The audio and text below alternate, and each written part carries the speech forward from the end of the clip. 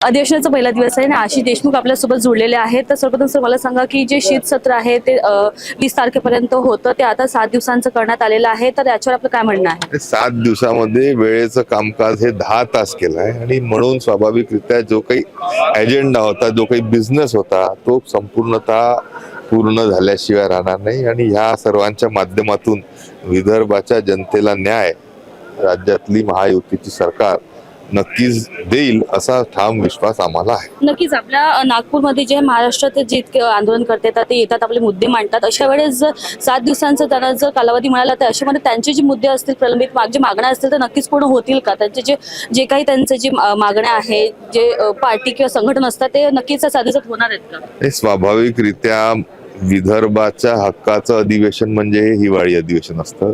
जनसामान्यांपासून तर आमदारांपर्यंत आपल्या मागण्या मान्य करण्याच्या दृष्टीने हे अधिवेशन कामी यावं अशी अपेक्षा जनतेची असते।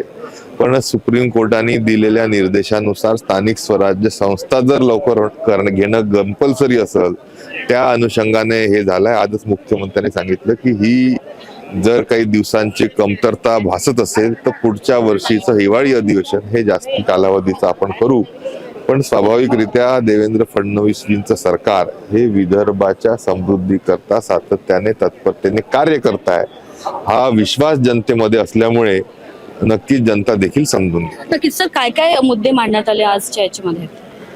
आज तर शोक प्रस्तावाचा पहिला दिवस होता। जे विविध अध्यादेश काढण्यात आले होते त्याची माहिती देण्यात आली आणि जे नवीन बिलं त्या निमित्ताने अतिशय आमूलाग्र बदल ह्या संपूर्ण राज्यामध्ये घडू शकतात असे सगळे बिलं देखील आज हाऊसवर टेबल करण्यात आले। नक्कीच जर उद्यापासून कामकाज सुरू होणार आहे, जर पाहायला गेलं त्या दृष्टिकोनातून जर नागपूरचे कुठले जे ठराविक मुद्दे आहेत, जे प्रलंबित आहेत, ते आपण तिथे मांडणार आहात?